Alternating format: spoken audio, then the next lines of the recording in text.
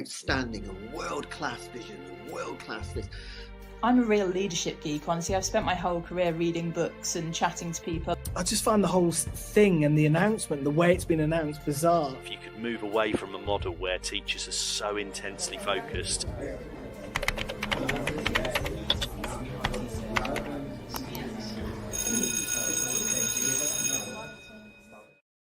How can you show your students the opportunities that await them? How can you fuel their aspirations and motivate them to achieve? Futurum Careers provides a wealth of stimulating resources aimed at encouraging 14 to 19-year-olds to pursue careers in STEM and SHAPE. We help you to show your students what they can aim for and how. From articles to activity sheets, animations to podcasts, all our resources align with Gatsby benchmarks and are free for you and your students to download. Visit futurumcareers.com and subscribe today. Futurum Careers, helping teachers to inspire the next generation. This show is brought to you in partnership with John Catt Educational, publishers of professional development books and resources that support great teaching and learning in schools around the world. John Catt have an exceptional collection of book titles that cover a range of educational topics, ideas and research. The books are aimed at forward-thinking schools and support best practice teaching for both primary and secondary education.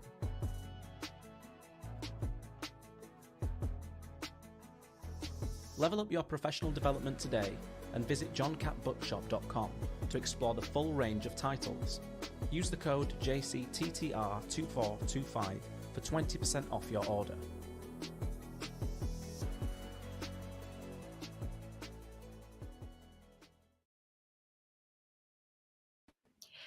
Good morning, EduFolk, and welcome. It is the 1st of September. It is the weekly review, and it's me, Lucy, back in the chair this week. Sadly, Paul is not very well, but he will be back next week. So you've got me, I'm afraid, but I've got a fantastic panel with me. I've got Leanne, I've got Christopher, and I've got Brent. And on the agenda today, as always, lots of different things that have been going on in the world of education. We're going to be talking about teenage happiness. We're going to be talking about AI projects, and we're going to be talking about one of our favorite topics, behavior. So let's get stuck in, shall we? First of all, today we are going to be talking about happiness amongst teenagers. There is low life satisfaction among UK teenagers. The UK ranks lowest in Europe for life satisfaction among 15-year-olds, with 25% reporting low satisfaction compared to 7% in the Netherlands. The situation is described as a happiness recession. There is an impact on specific groups. British girls and children from disadvantaged backgrounds, particularly those experiencing food poverty, are most affected by low life satisfaction. And there are many contributing factors, as you can imagine. The decline in teenage well-being is linked to school absences, long NHS waiting times for mental health support, and rising poverty levels due to the cost of living crisis in the wake of the COVID-19 pandemic. There has been a call for a need for national action. The Children's Society has called for decisive action and national leadership to improve children's well-being, addressing the aforementioned issues such as poverty and safety concerns. And we in the UK are being compared with Dutch teenagers who are reporting a much higher life satisfaction due to not experiencing the same sorts of things that UK teenagers are. Leanne, coming to you first, does any of this surprise you? No, not really. I think it's a lot easier nowadays to compare yourself to another teenager, another human being halfway across the world. And we didn't have that growing up. People are comparing friendships, comparing appearances. I mean, you even get teachers comparing classrooms with teachers in another country a million miles away. So if it's affecting teachers, then it's not surprising that it would affect children even more.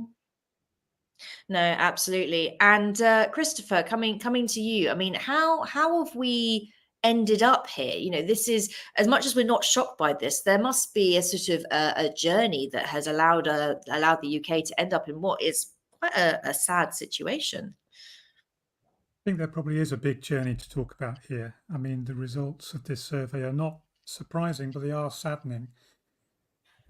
I noticed in the results data, it suggested they were asking 15-year-olds about their experience. And of course, 15-year-olds in the UK are sitting high-stakes public exams.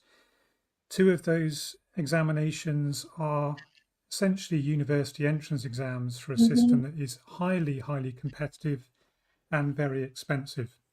So you've got the worry about getting in, and then the worry about how you pay for it in future life. I noticed too the German system wasn't too far behind on 22%. And again, the German gymnasium system can be pretty unforgiving if you're struggling in your studies. How does that compare with Holland? Well, it's comparatively easy to get into a Dutch university if you're a student in Holland or a student from outside the country, and it doesn't cost anywhere near as much either to study, and people tend to live relatively locally in a small country and travel to and from their university. Causes of the UK situation probably have to extend well beyond education, I think. We have a host of children's advocates, ambassadors and charities in this country, but when do they last sit down together and agree upon a compelling, clear, unified vision of what a good childhood should be like in 21st century Britain? I mean, how much it should cost and how we should make it happen would be good places to start. Do we want it to be an apprenticeship for adulthood? Should it be a period of liberty from the adult world? Should it be something else that we haven't tried or even imagined yet? I'm not sure what the answer is, but we have to at least start by asking the right questions. Oh, most definitely. And Brent, I'm going to put a little bit of pressure on you here, because Christopher has certainly suggested that there are some things to need to happen. In your mind, it's all very well, we talk about this a lot, and there are a lot of things that come up in articles and in this research that we talk about, sort of say, here is the problem. There's no sort of, well, where do we go from here? Brent, where do we go from here? It's multifaceted. I mean, completely agree with Chris. We have the most examined children in Western Europe, and with children sitting terminal exams at 16, other countries don't do that. But also, I think the psychology is a lot at play. We are very negative about our children. When I say I'm a teacher, the first thing that response I get is, oh, kids these days. Where's the positive news story? Where's the positivity with the young people? I think we have a self-fulfilling prophecy with a lot of British teenagers. They have a lot of material wealth, a lot of material stuff. They're missing the most vital thing that they required. And we saw it during COVID. Connections, time, lack of stress, pressure, outdoor education, freedom, trust. There's just too much pressure, stress, anxiety, parental breakups, marriage, obesity. All of these things are symptoms of unhappy people, where they try and regulate themselves by filling the gap with social media. They try and regulate themselves by buying. Parents feeling very bad about, for instance, their own personal lives, try and help their children by giving them material stuff. That's not helping them. What they need is time. They need time. And the UK is a very time-sensitive country. Overworked, overstressed parents don't get to educate their children. Grandparents sometimes are the ones pulling and doing the heavy lifting.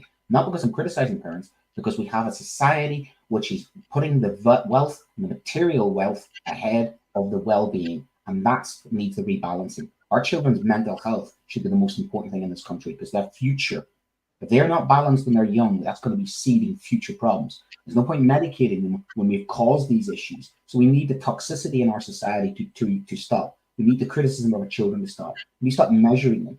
We need to stop saying to children, you're failed, before they've even begun, because the social mobility statistics for this country are only second to the United States of America, and look how toxic that is.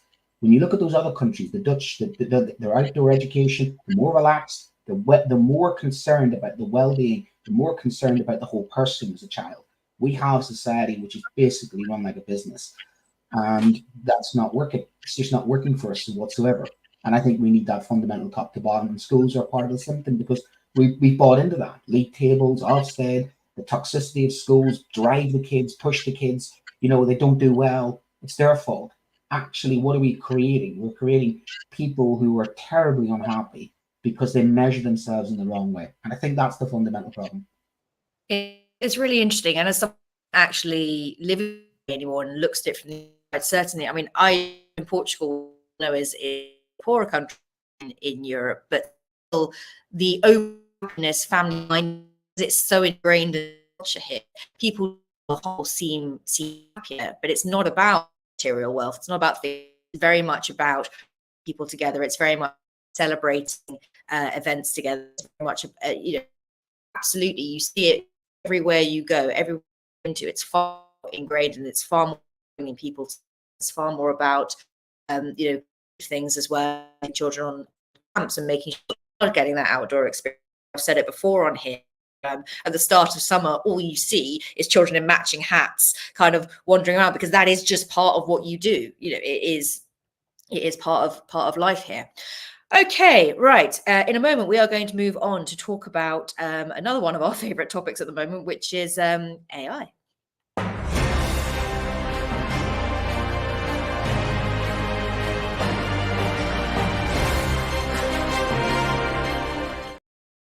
So this next story is all about AI and supporting teachers. So the UK government is investing £4 million in a project to train AI tools to assist teachers in creating lesson plans and marking homework. The project will use government documents such as curriculum guidance, lesson plans, and anonymized, I was going to struggle to say that, pupil assessments to train the systems. The initiative aims to reduce teachers' administration and workload, allowing them to focus more on direct classroom teaching and create inspiring lessons. This is part of a broader effort to leverage public sector data to improve outcomes and efficiency in various sectors. The accuracy is going to be improved with targeted data.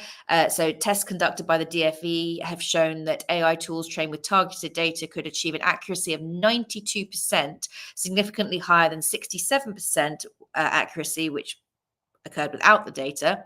In addition to the 4 million, a content store of educational data will be made available to AI companies. Interesting.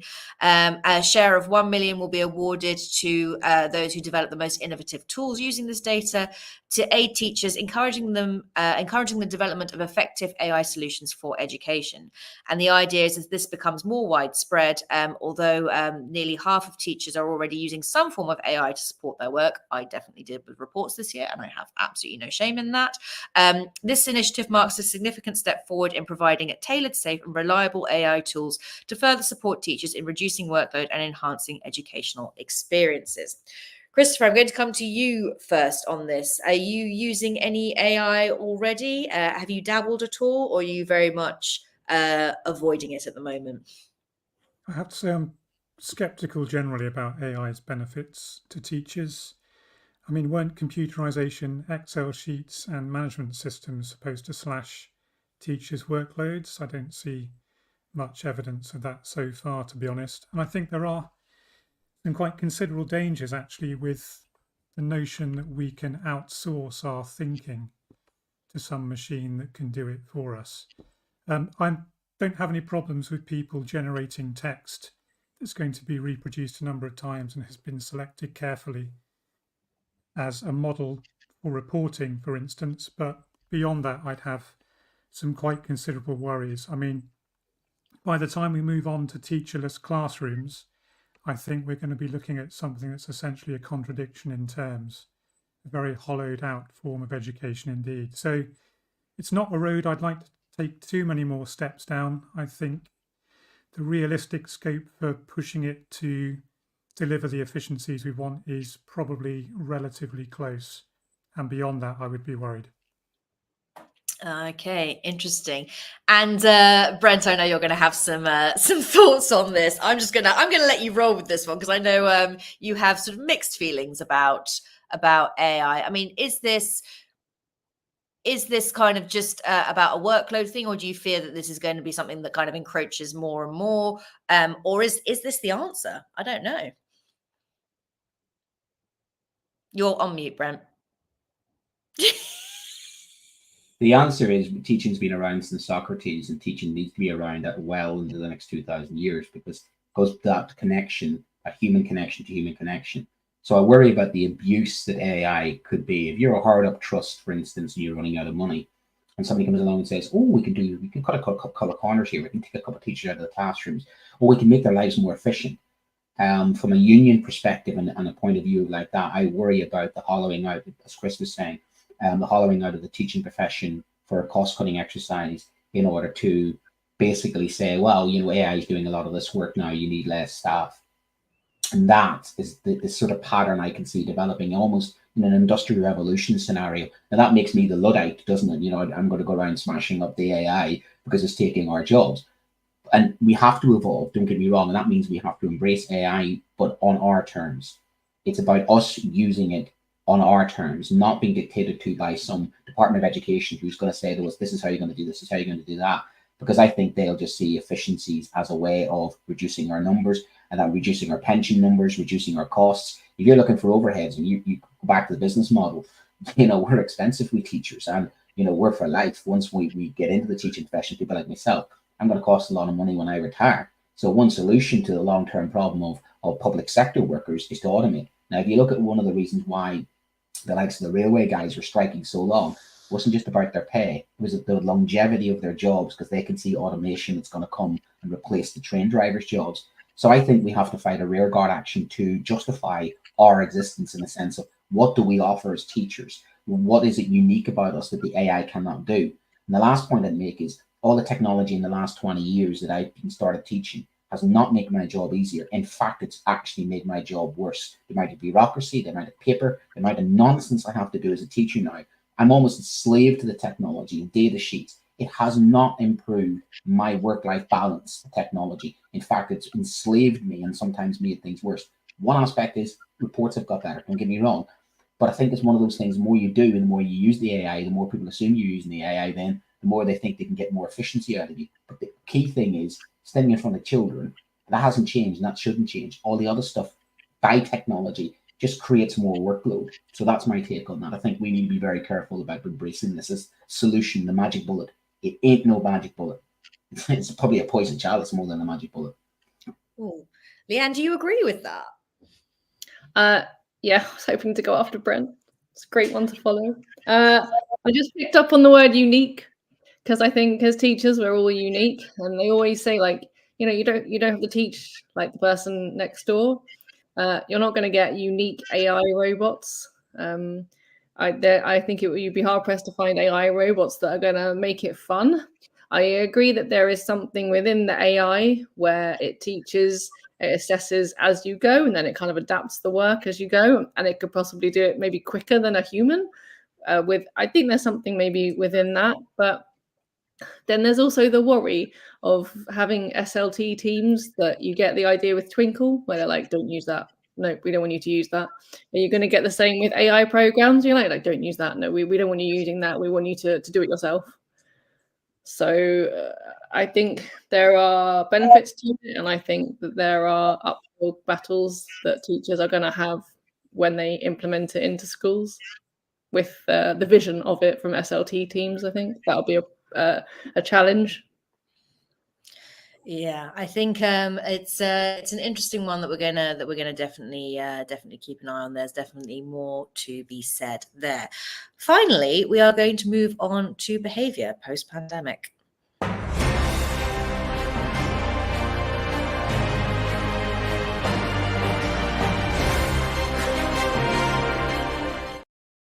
Okay, this one is always I can see everyone sort of adjusting in their seats ready for this one.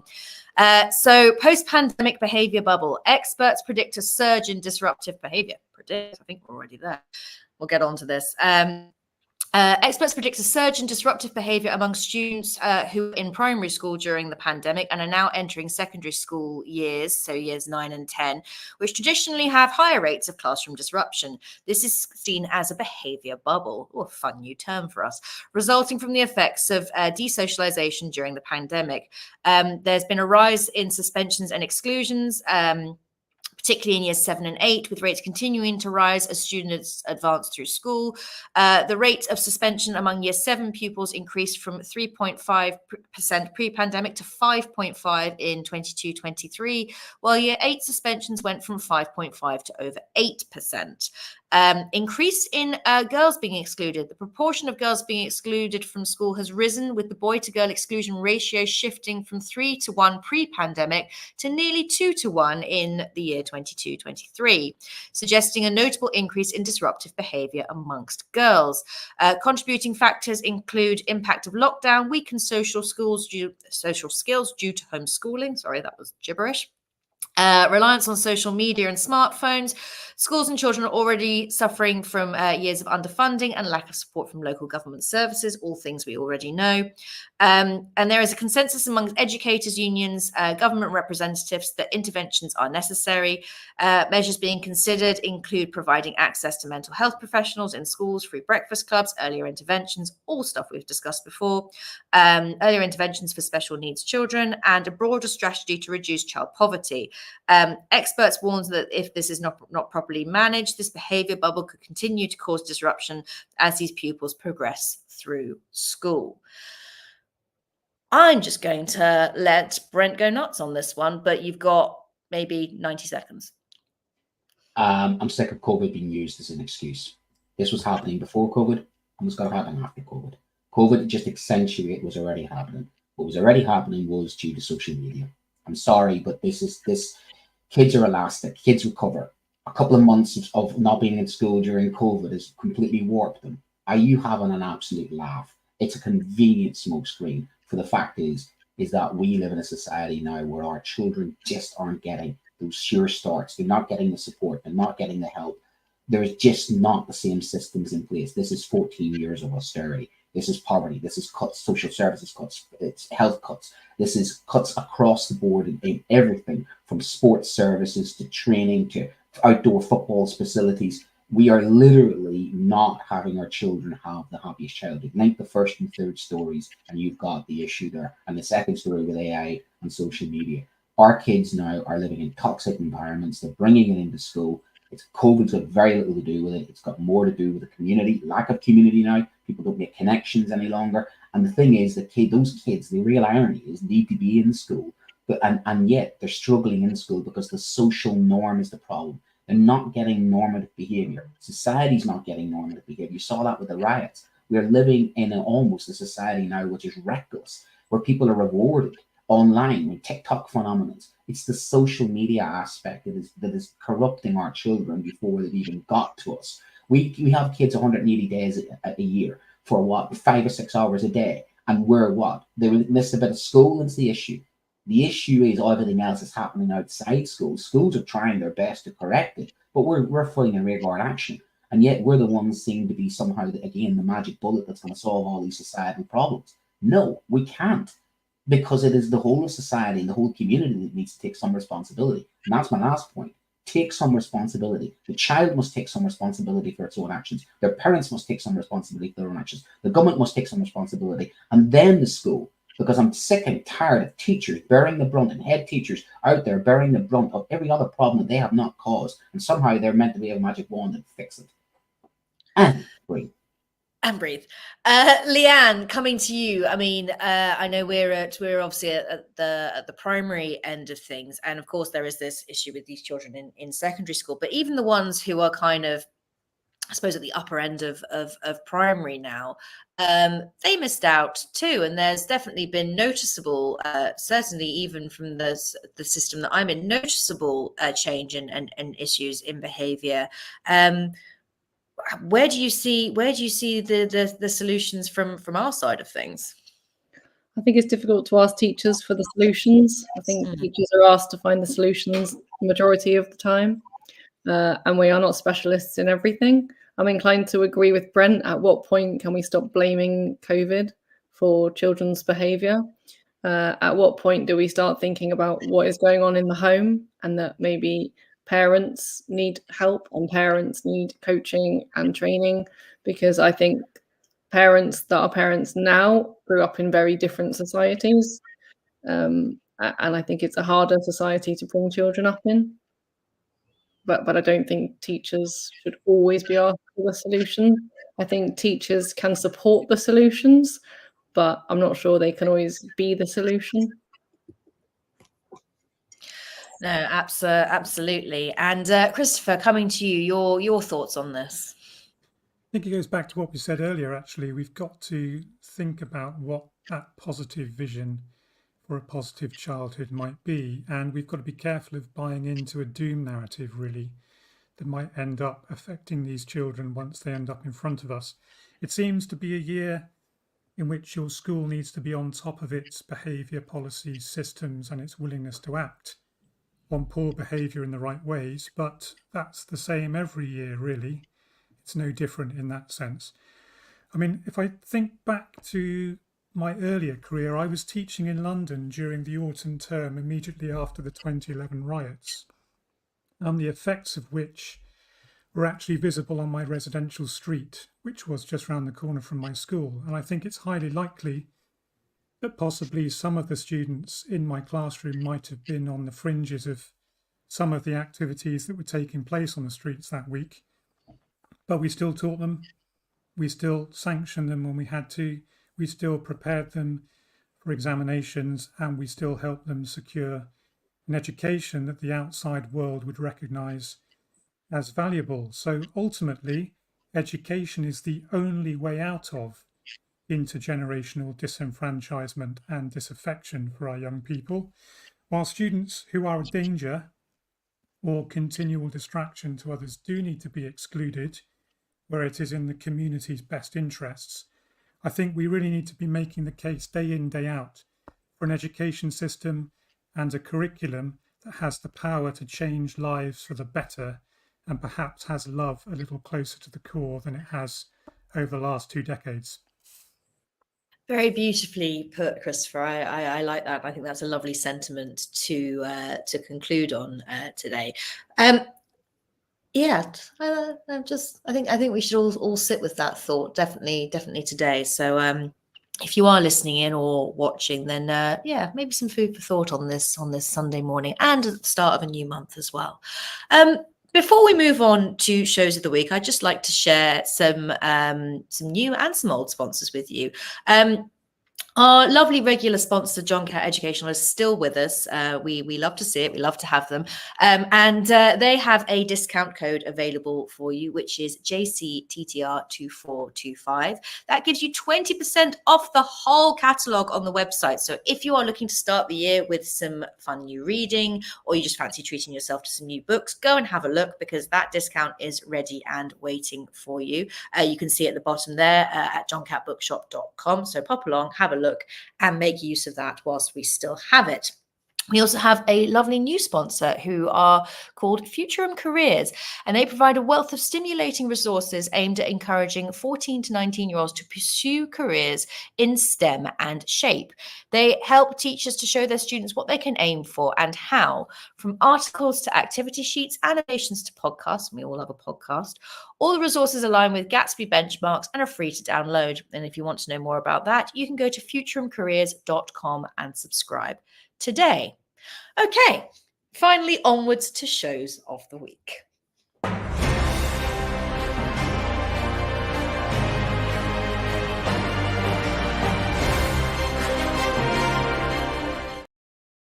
Okay, Christopher, I'm going to pick on you first.